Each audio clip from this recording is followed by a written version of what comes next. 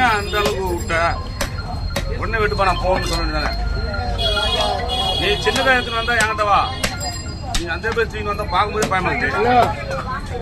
உனக்கு வெட்டி கொடுத்து நான் ஏற்கனவே நீயே பாரு ஒரு நாளைக்கு என்ன வேலை செஞ்சீங்க. நான் அந்த வேலையை செய்ய முடியல. அதுதான் உனக்கு ஈஸியா அங்க போனா அனுப்பிச்சிருவான். நானே வெட்டி கொடுத்துருவேன்.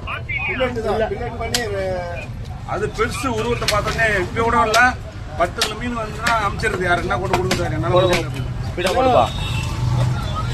ஆனா கட் பண்ணிட்டு இருக்கேன். கட்ட முடியலடா. நீ வீடியோ போறேன்னு நான் என்ன பண்ணுவேன்.